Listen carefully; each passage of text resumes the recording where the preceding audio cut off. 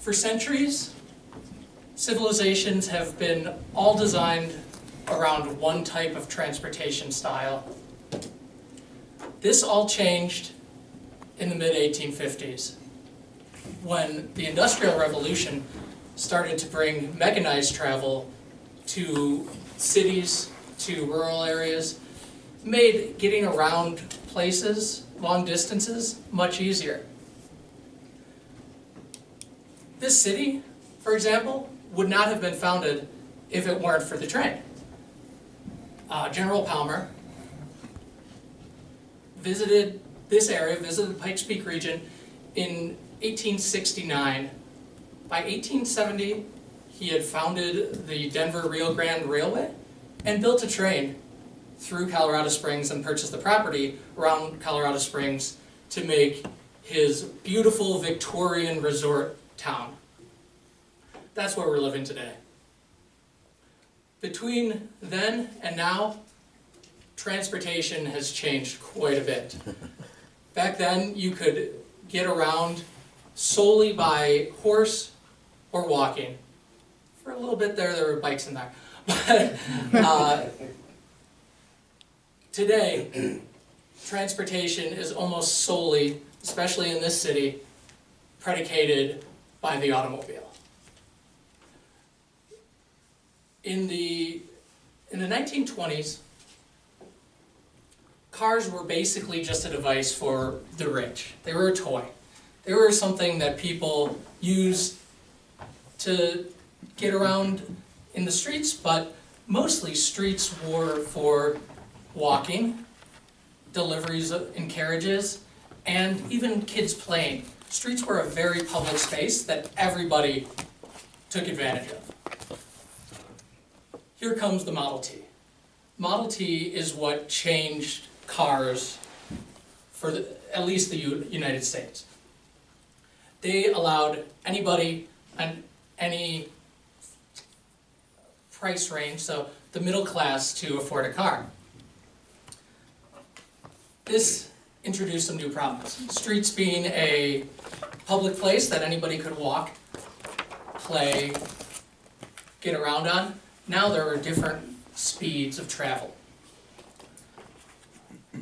To overcome this, the auto industry started a campaign to get people out of the streets so their cars could drive faster.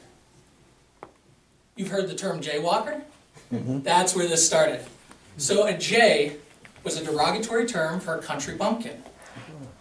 It was a term used by the wealthy people who owned cars to kind of insult the people that were just wandering into the road. So the auto industry adopted this term, and you wouldn't want to be called an idiot, right? You wouldn't want to be called, so yeah, this idiot walker's crossing the street. No, you don't want that. So they successfully used this campaign to make streets solely for cars.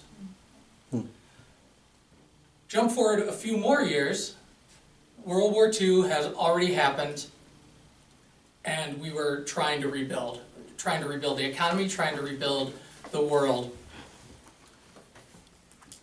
In order to do that, people saw cars as the future of transportation. They also saw cars as a future of economic development in our country and in the world. So they developed cities around cars.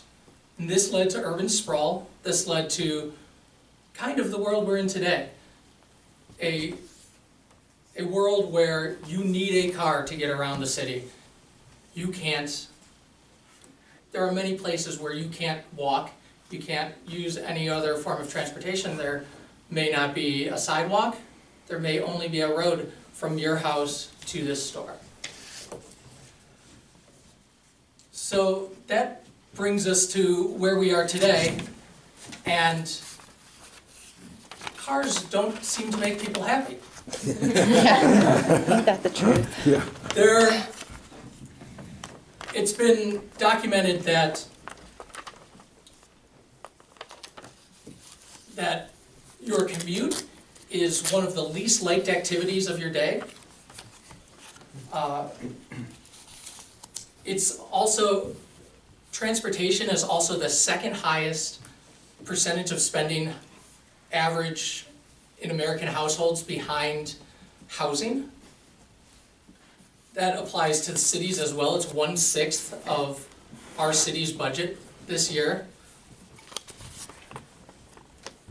And if we wanted to get down to the even less heartening details, cars have killed more people than all our wars combined. Wow.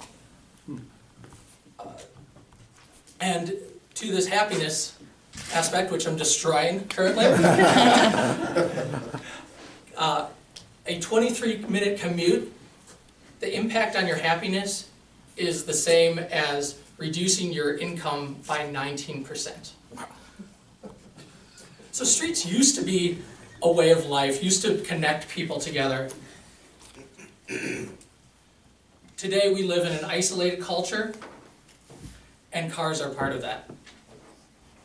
So here I ask you not to change how you get around completely. I don't expect you to ride a bike everywhere, walk everywhere, take public transportation everywhere.